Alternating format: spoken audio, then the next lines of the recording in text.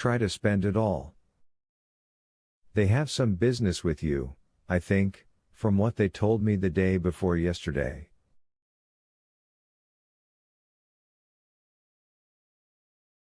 I, indeed, invited them here today on your account. I will introduce you to them.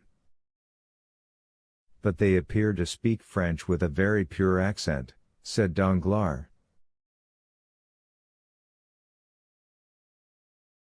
The son has been educated in a college in the south, I believe near Marseille.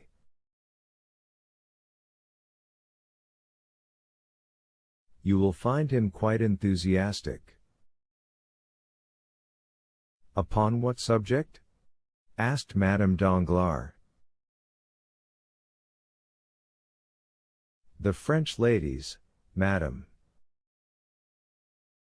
He has made up his mind to take a wife from Paris.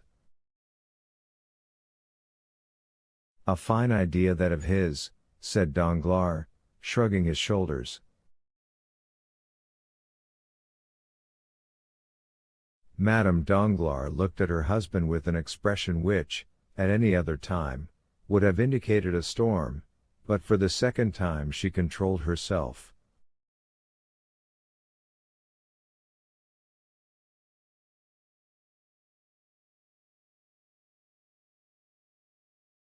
The Baron appears thoughtful today, said Monte Cristo to her. Are they going to put him in the ministry?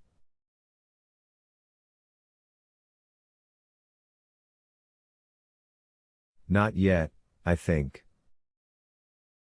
More likely he has been speculating on the bourse, and has lost money. M. and Madame de Villefort, cried Baptistin. They entered. M. de Villefort, notwithstanding his self-control, was visibly affected, and when Monte Cristo touched his hand, he felt it tremble.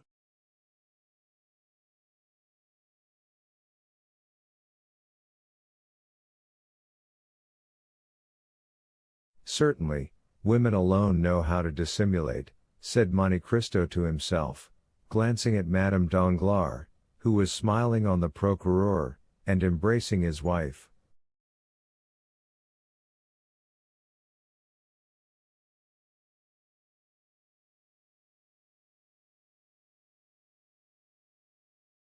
After a short time, the Count saw Bertuccio, who, until then, had been occupied on the other side of the house, glide into an adjoining room.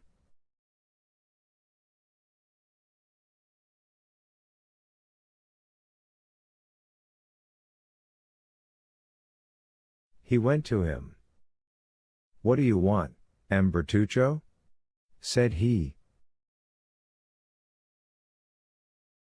"Your Excellency has not stated the number of guests." "Ah, true. How many covers?" "Count for yourself." "Is everyone here, Your Excellency?" "Yes." Bertuccio glanced through the door, which was ajar. The Count watched him. "Good heavens!" he exclaimed. "What is the matter?" said the Count. That woman, that woman." "Which?" "The one with a white dress and so many diamonds, the fair one." "Madame Danglars?" "I do not know her name, but it is she, sir, it is she."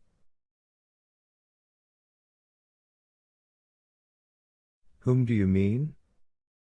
"The woman of the garden.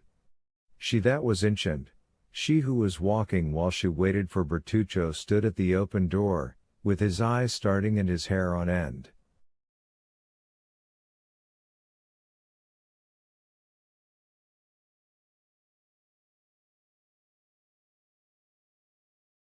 "Waiting for whom?" Bertuccio, without answering, pointed to Villefort with something of the gesture Macbeth uses to point out Banquo.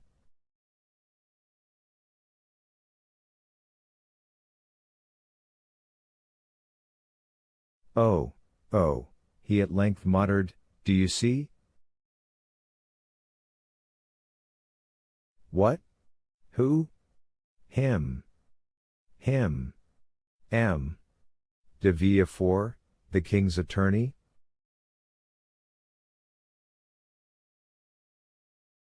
Certainly I see him. Then I did not kill him? Really, I think you are going mad, good Bertuccio, said the count.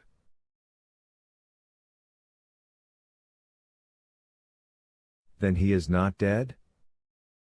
No, you see plainly he is not dead.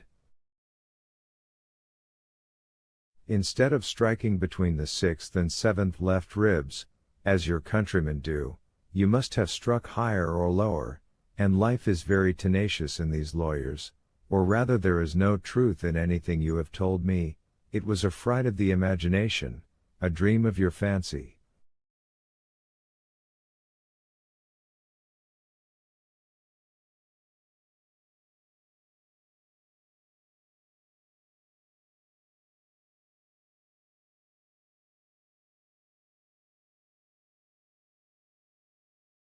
You went to sleep full of thoughts of vengeance, they weighed heavily upon your stomach, you had the nightmare, that's all.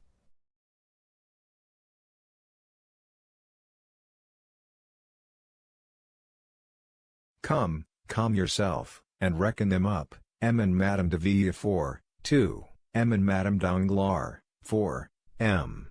de Chateau Renaud, M. de Bray, M. Morel, 7, Major Bartolomeo Cavalcanti, 8.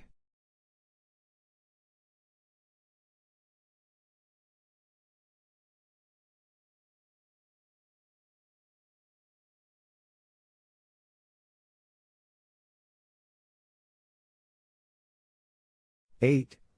repeated Bertuccio. Stop.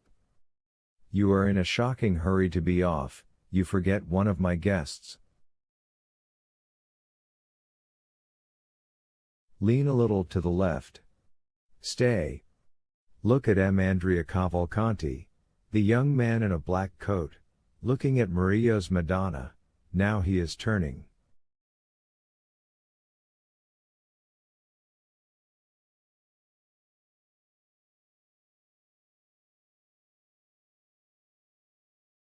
This time Bertuccio would have uttered an exclamation, had not a look from Monte Cristo silenced him.